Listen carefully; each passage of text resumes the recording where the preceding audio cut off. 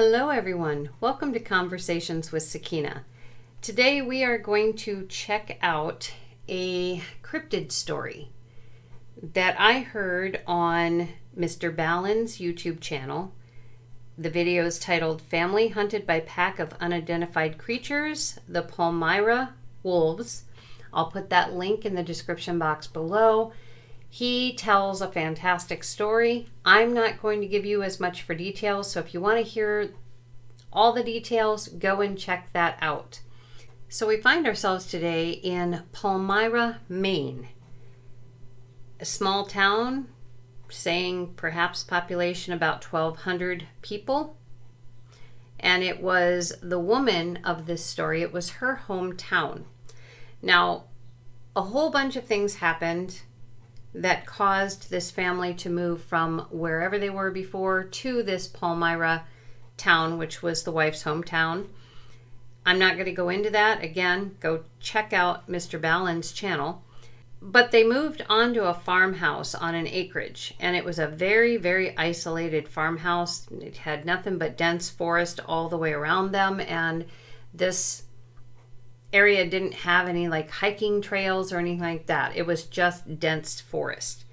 They got themselves moved in, set up.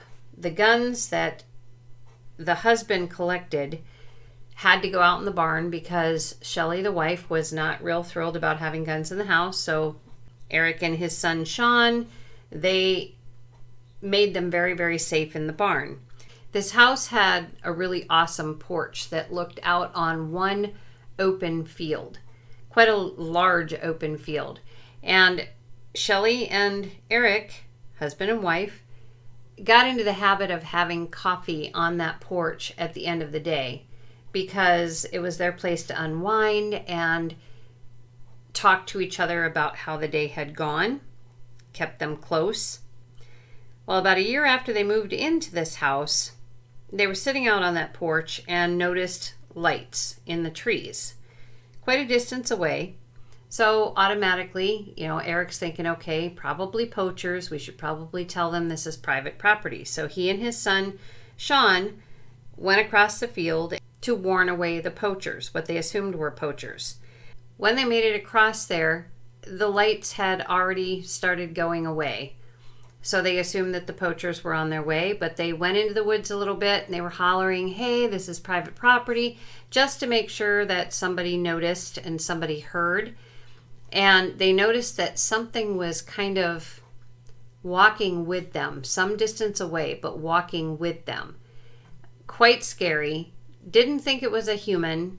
Must have been an animal, so they thought probably it was best to get back out into the field and back to the farmhouse. About a month later, their daughter and her boyfriend decided to take the dogs for a walk. It had been kind of a long winter and the dogs were really antsy, so they took them out into the field, and when they got to the edge of the woods, they took the dogs off the leash and let them just go. And the dogs made a beeline for something they smelled. The daughter and the boyfriend followed them, obviously, and they came across a mound that had been built like a den. The dogs were sniffing, and the boyfriend thought he heard growling, so he's like, we really probably should go. So they put the dogs back on the leash and headed back to the house. Then, it's not the end of the story, a couple months later, Shelley and Eric were sitting out on their porch drinking coffee like before, and it was a little bit on the foggy side, kind of a low-hanging fog in the field in front of them. But what was really weird is that there were no sounds. The crickets weren't chirping. There just wasn't any sound, which was very unusual. They sat out there every night, so they kind of knew what everything sounded like. This was not it. It was silent out there. So Shelley, she took her flashlight. She had a high-powered flashlight that she kept out there on the porch with them, and she shone it out into the field, but couldn't see anything. So when she couldn't see anything, she just shut it off, put it back down, and kept talking to Eric. Well, he felt very uneasy. Just kind of, you know, how the hair on the back of your neck stands up or the goosebumps come, whatever it was. He felt very strange, and he says, we really need to go in. Well, Shelley didn't want to go in. She argued with him, let's just sit out here for 5 more minutes. And as they were kind of arguing back and forth, they heard something, both of them. And Shelley grabbed her flashlight and she shined it back out again. And there were 3 really big creatures about halfway across the field. And then 2 more joined them.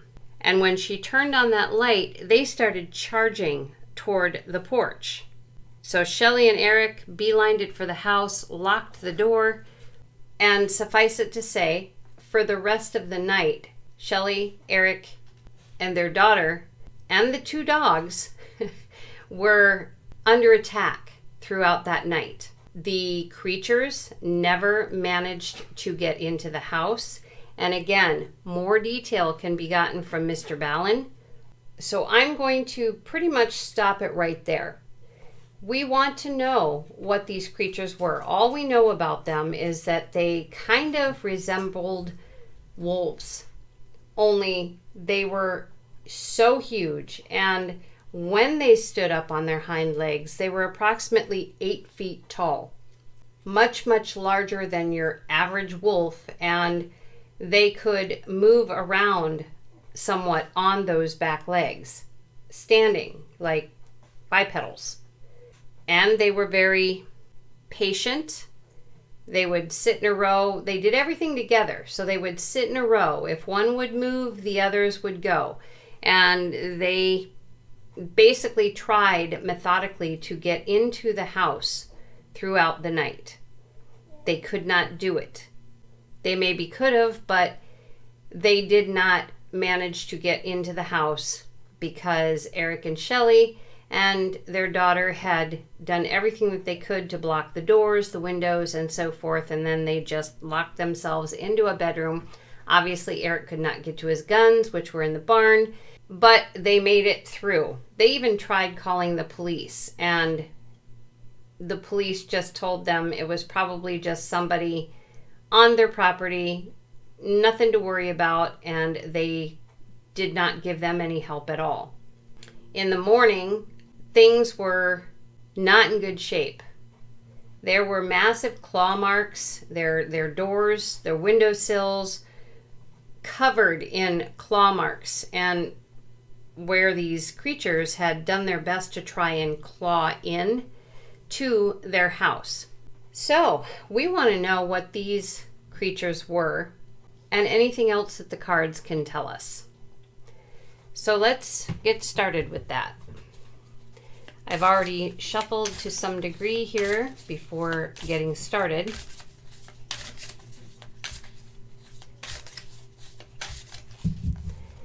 So we're just going to do a quick split here and lay them out. So we've got the 6 of Wands. We've got the Ace of Pentacles. We have the World. We have the Empress. And we have the 8 of Swords. I guess I gotta move that up a little bit so you can see what I'm seeing here.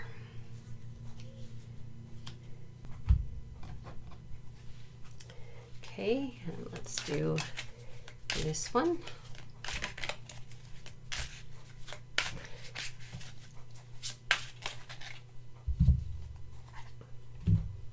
Now, I have no idea what these cards are going to share with us. This is going to be a surprise to me, just as it is to you.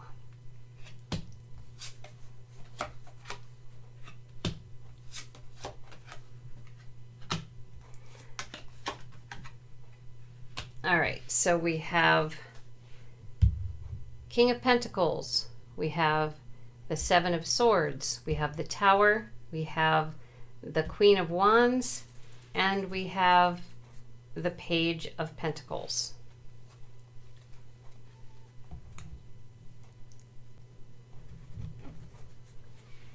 And one last one.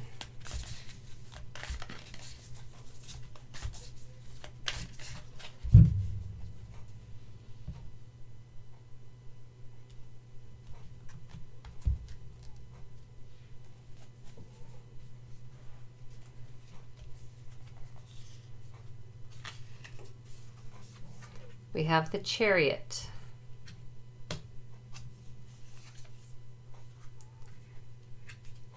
We have the Eight of Swords.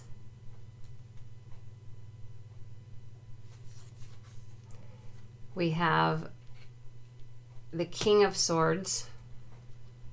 Excuse me, Eight of Wands. We have the Page of Swords. And we have the Lover's card.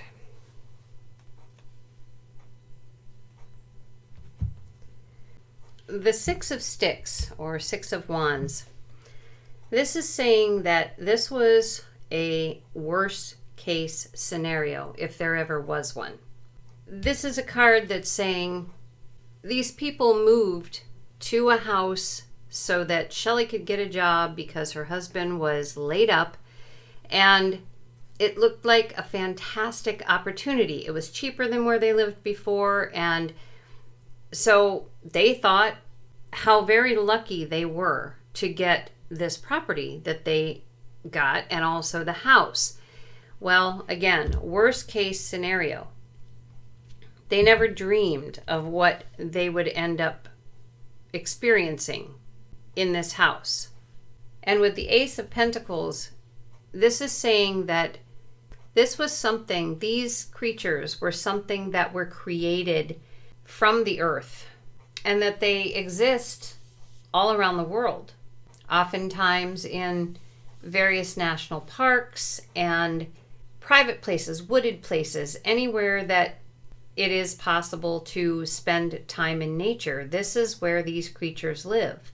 Only we choose, as humans, we choose not to believe anything like that exists. We would rather have blinders on our eyes because it's so much less terrifying. And in essence, we coexist with these creatures as long as we are not invading their space, I imagine. Now, my thinking here is, and I don't know if it'll tell us in the cards or not, but my thinking here is that because the daughter and her boyfriend went to that homemade mound or homemade cave within the woods with the dogs, that's maybe what alerted these creatures to their existence. And because they trespassed on their home, these creatures weren't very forgiving. And of course, they knew where to find them because they could just follow the smell back. Now I'm going to take these three cards here as the husband, Eric, Shelley the wife, and the daughter all living in the house. And that night, things were not as they should have been with the Seven of Swords. They sat out on the porch, they were drinking their coffee, but there were no normal nature sounds, what they had been accustomed to. So things were not as they seemed, and before they knew it, the world turned upside down. Their tower moment happened. Things fell apart. It was absolutely a terrifying, terrifying night for them. Now, the dad and the daughter probably were the calmer of the three. The mother, she's mother of fire, queen of fire, she was a little more active. And again, if you listen to Mr. Ballin tell the story, you'll see that, she really needed to see these creatures and, wanted to poke her head up to the window to be able to see what they were doing, see where they were, look them over very carefully. And that's how they found out that they were about 8 feet tall and could stand on their hind legs and walk that way. But that night was a really bad night. At one point, the father tried to get into his truck.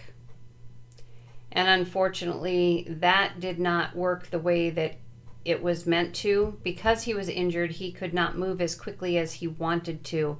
But he tried to get into his truck because he thought if he could back up to the door, his wife and daughter could get in and they could drive away. It did not work that way. They spotted him and he had to truck it back to the house, no pun intended, truck it back to the house as quickly as he could, and he just made it. Now, they were ready to fight if they had to, because there were some major beasts out there. And this King of Scythes, this was the mayor of the town that Buffy lived in, and this is Buffy the Vampire Slayer deck here. He turned into a giant beast at their graduation. So these three were ready to fight against the beasts. They wished that they had a lot more people to fight with them, but that wasn't the way it was. But they were willing to fight. They got whatever weapons they could from in the house, since they couldn't get to the guns. And things turned out to their benefit. They were very, very lucky. But it was definitely a major, major learning experience for them. One of nightmares. And they made the choice immediately, come morning, they made the choice to get out of there as quickly as possible. They wanted to remain together, obviously. They didn't want to die in their sleep, or their choice was to leave as quickly as possible the following morning. And they moved out of their house. I don't know where they moved to. I'm not sure if he said, but they moved away. But they had a tower moment like no other, and there was nobody there to help them. So I'm going to ask a few more questions maybe. What were these creatures? So we have Father of Water, which is the King of Cups. Well, I think this card is telling us that they were definitely creatures of instinct, and that if we really use our intuition, we can probably give them a name of some sort. But they were all five of them were very mature creatures. So let's see if they will offer anything else. They were also very strong creatures. So running on instinct, and very, very strong, wild creatures. Anything else?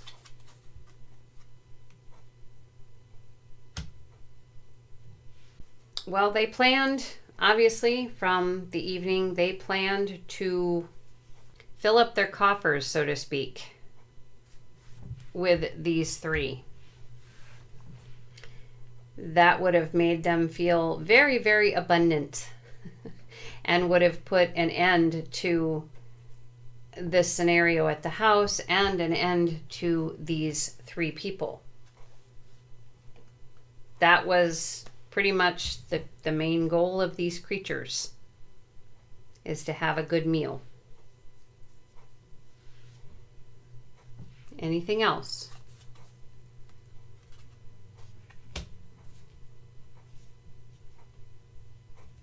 We have the Six of Pentacles. This was the hope of the creatures, but they went away without achieving what they hoped to. The card itself says success, but that is not what this card means in this particular layout. But yes, they went away back into the woods, into the mountains, wherever they went. They went on their way empty-handed. They did not reach this goal. Anything else?